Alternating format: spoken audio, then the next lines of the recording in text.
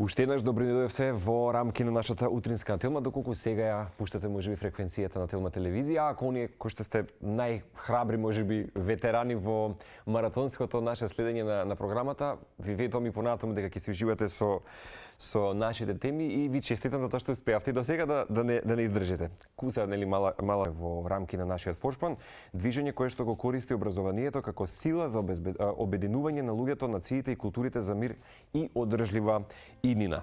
Станува збор за велат верување дека образованието може да спои млади луѓе од сите средини врз основа на нивно заедничко човештво и да ги вклучи кон можност за општествени промени преку храбра акција. Личен пример и несебично лидерство е она што може да наидете како подточки доколку ја посетите и страницата на UWC. Како и да е, му велам зад камери на Кристијан импонира целото негово резиме. Ке се обидам некако малку само да ве воведам во неговата биографија. Докторските студии тој работи, претпоставам дека можеби се уште ќе ме поправиш ако грешам, како хонорарен истражуваш асистент кај професор Тимоти Гартон Еш за очекувањата кои младите ги имаат од Европската унија.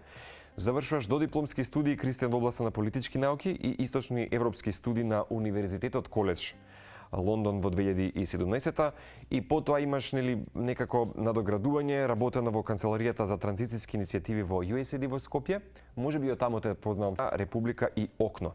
Имаш и дека си коавтор на скорешни 2 поглавја и митови на теорија на заговор на Македонија и така натаму, ама и алумни студент токму во рамки на UWC. Многу е ова околу тебе, ама мене секој пат ми е многу убаво кога можам интелектуално катарзично да се поврзам со гостите, а мислам дека ќе ми го обезбедиш не само за мене, туку и како подарок на гледачите на Утринска телма. Добро дојде.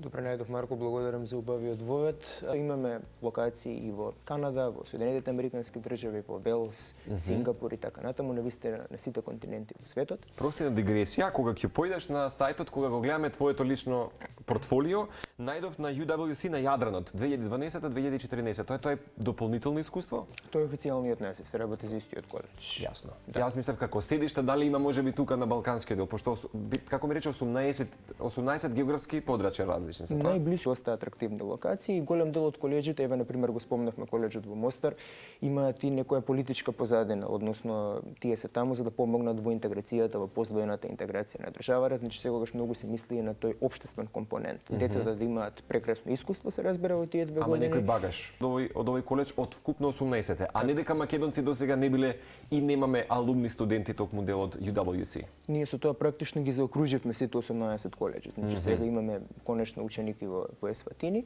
сме имале на сите други колеџи претходно, моментално имаме ако не се лажеме, е заминат.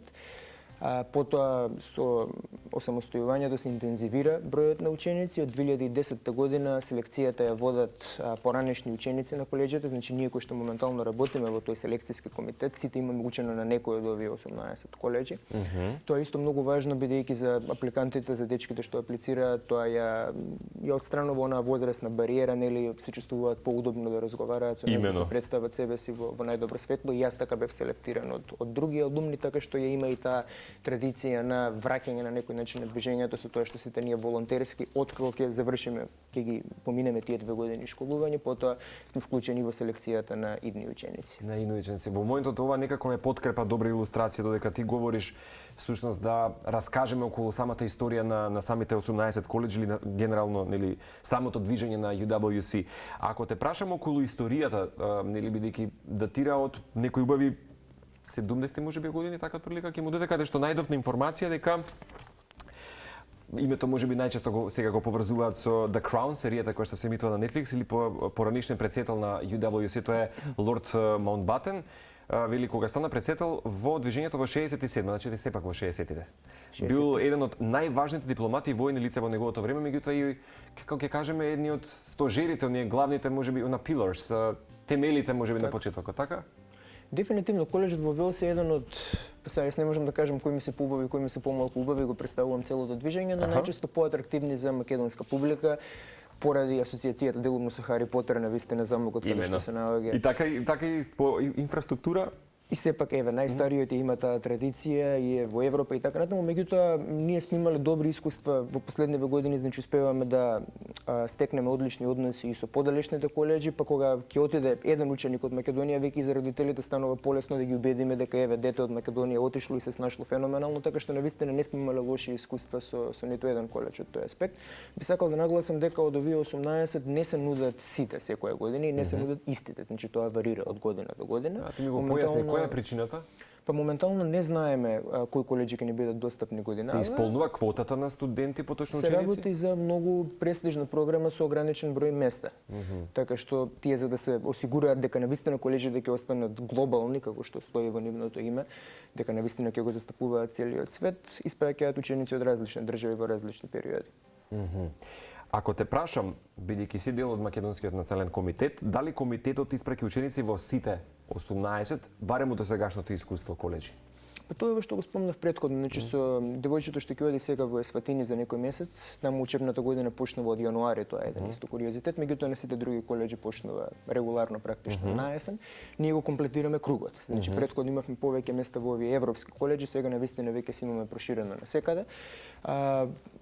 Местата најчесто се проследени со стипендии. Значи ние имаме или целосни стипендии или речиси целосни стипендии, меѓутоа тоа зависи од финансиската состојба на семејството, значи понекогаш се бара и прашање, дали тоа може би финансиската состојба е предуслов некаков? Тоа гледачите исто ќе ги интересира нормално, бидејќи се разбира понудите се донекаде и прилагодени на локалниот контекст, значи Македонија како релативно посиромашна држава добива подобри понуди најчесто, меѓутоа доколку се врши детална финансиска анализа и доколку се утврди дека семејството може да придонесе одреден дел од сумата, тоа ќе биде побарано од нив, меѓутоа во најголем дел од случаите наши ученици одат или со целосна стипендија или со речиси целосна стипендија која што е достапна за овие подрачи. Дали може да се одбере на кој UWC коледж ќе оди, да речеме, младиот ученик? Апlikантите имаат право заедно со своите семејства да состават листа каде најрадо би сакале да одат. Од било која причина. Тоа си го одредуваат тие самите. Дали близината? Па јас сакам да верувам дека најчесто прават детално истражување со семејството дома и врз основа на други поконкретни причини ги носат тие одлуки. Например, различни предмети се нудат. Можеме тој дел малку да го начнеме, бидејќи мислам дека е важен. Се следи и меѓународната матура, програма која што нели е достапна во Македонија, меѓутоа таа е основана на светските обединети колеџи. И нашите училишта секоја година постигнуваат многу подобри резултати од повеќето училишта на светот на таа програма. Се учат 6 предмети вкупно.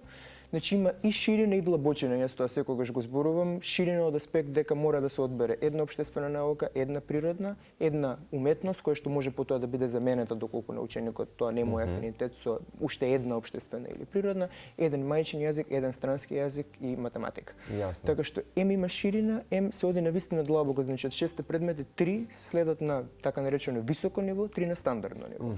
Овие што се на високо, на вистина тоа е веќе едно речиси факултетско ниво, се постигнува сериозна длабочина и потоа има одлична одскочна даска и на учениците да продолжат со школување најчесто во странство на водечки светски универзитети.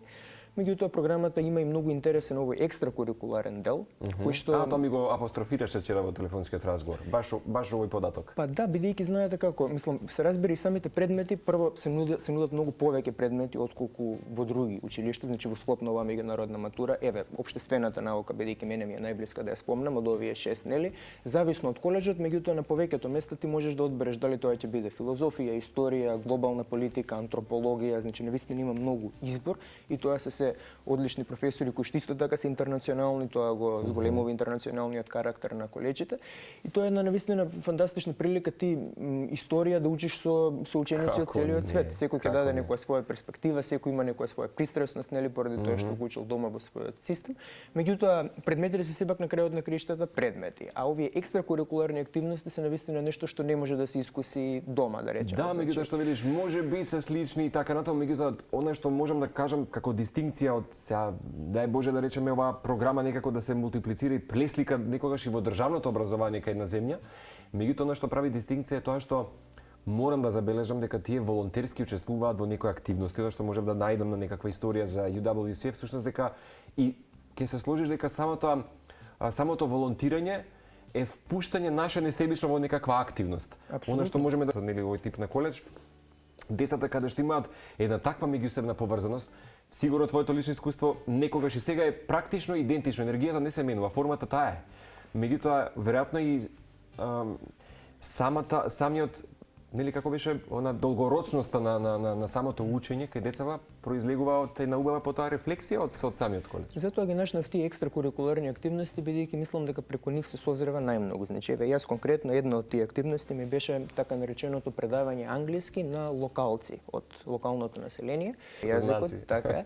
Меѓутоа, знаете како во тие моменти па најмногу созреваш бидејќи ти на 16 години тогаш практично треба да ги убедиш овие луѓе дека вреди, бесплатни беа часовите се разбира, меѓутоа дека вреди тие секој понеделник вечер да си ги жртвуваат, практично да доаѓаат на овие часови, дека навистина може да научат нешто од тебе, да сватат сериозно. Така што јас навистина во тие 2 години мислам дека созрев повеќе отколку, не знам, во 5 или 6 години било каде на друго место и затоа го апострофирам овој дел на лично созревање, бидејќи еве друга една важна активност надвор од овој формален образовен дел нели држави, меѓутоа тоа се тие моменти и дури и оние брекол, еве не мора да зборуваме за формални, за организирани вакви аспекти. Можеме дури да споменеме како изгледа да се разговара за, не знам, некоја светска актуелност на коледжот во 11:30. Баш панел дискусија да отворите и да се дискутира. Не зборувам за панел дискусија, баш зборувам за овие неформални, спонтани моменти. Тие се најсимпатичните, бидејќи замисли ти кога делиш живеот со учениците. За резиденцијална програма. Апсолутно, да. Ќе го апострофираме тоа уште еднаш. Во секој случај, тоа се тие моменти кои што потоа еве 10 години сега подесна ги паметам можеби уште повеќе од овие формални делови. Резиденцијална програма од аспект на тоа дека не се работи за размена. Ова е една забуна која што често настанува. Значи, одиш таму, 2 години се школуваш на UWC, на крајот на тие 2 години добиваш меѓународна матура, диплома, со која што потоа аплицираш за универзитети. Значи не се враќаш можеш да се вратиш потоа во Македонија доколку сакаш, се разбира, за факултет или индивидуален ќе биде изборот, така. Индивидуален избор, меѓутоа образованието ти завршува таму. Сега, што значи тоа трета и четврта? Тоа значи дека може да аплицираш додека си во 2 година средно или додека си во 3. Ние го дозволуваме тој избор, бидејќи знаете како од различни држави некои тргнуваат порано, некои подоцна во училиште, така што поширок е опсегот на возраст. Некој порано подоцна ќе дознае за самата програма, така, значи. И од тие причини, така што не сакаме да ускратуваме шанси никому и дозволуваме и во 3 година да се аплицира, меѓутоа повторно дури и тие што аплицираат од 3 мораат 3 и 4 да се ги поминат таму. Дали можеби има некаков, ајде ќе кажам, хендикеп ако сте на 3-та година, бидејќи тоа е практично многу веќе поминати се години. Дали има некаков можеби мал хендикеп или некако да се инхибира студентот, дали сега во моментот е соодветно ова за мене? Ние не дискриминираме воопшто во апликацијскиот процес, значи им даваме еднаква шанса на сите апликанти без разлика на возраста, а кога ќе одидат таму многу ретко настанува проблем, бидејќи како што реков таму и онака има постари ученици, бидејќи во некои држави едноставно 3-та година средно се почнува на подоцнежна возраст отколку кај нас, посебно во државите во развој, така што нема да се чувствува посебно од било каков аспект. Јасно. Имам неколку прашања сега. Како да речеме апликантите се оценуваат, Кристијан? Дали има еве да речеме некој друг недостаток, кој би бил да речеме предусловот? Ти спомена нели да речеме се некои работи можеби во самата најава, како се оценуваат апликантите? Кои се да речеме главни карактеристики или предуслови некои? Ние се обидуваме да ги гледаме апликантите холистички. Не се разбира, имаме многу прецизни критериуми, меѓутоа од повеќе аспекти. Значи се разбира важен академскиот дел, бидејќи сепак се работи за училиште на крајот на краиштата.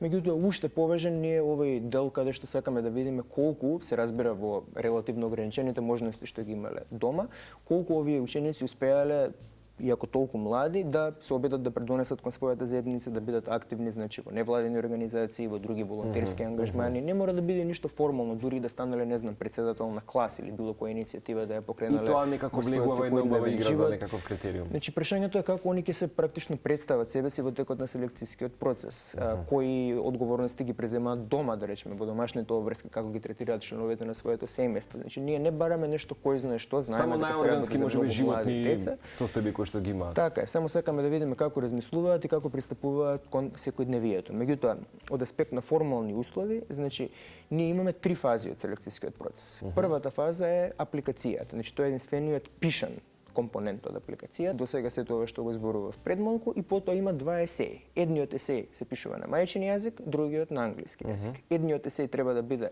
аналитички, значи аргументиран, другиот есеј покреативен, повеќе да им остави простор на фантазијата на апликантите. И кога велам мајчин јазик, ние овозможуваме да се аплицира и на албански јазик, имаме капацитет да ги прегледаме и тие апликации. Кој ја врши апликацијата?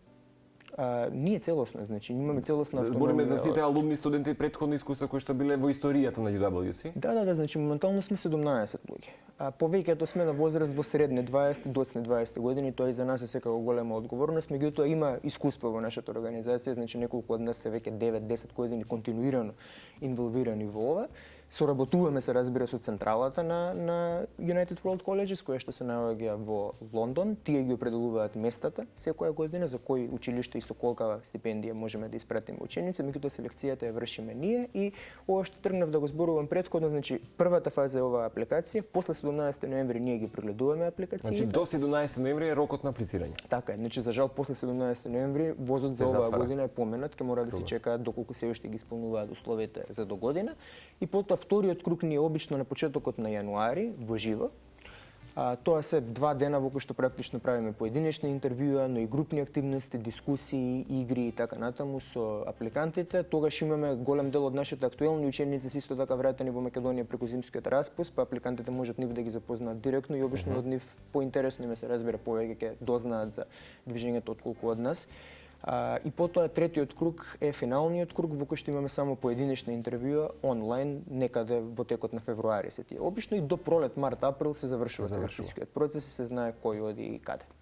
Прекрасно, што да споменем уште еднаш, значи 17 ноември рокот за аплицирање, тоа може да го сторат на uwc.org.mk, ако не се лажам, така? Така. Таму е отворено аплицирањето и поттикнете својата креативност, активност и обслужување. Нема ништо побаво кога те слушам, кога зборуваше за твојата дополнителна факултативна можеби нели настава која што си имал за предавањето нели на лицата кои што можеби не го знаат доволно нели самиот јазик, ама да служиш и да бидеш во служба на другиот нема никаква убава сатисфакција духовна, ќе се сложиш. Апсолутно, фала ти што заврши со ова, баш мислам дека е добро резиме на духот практично на целото движење. Супер.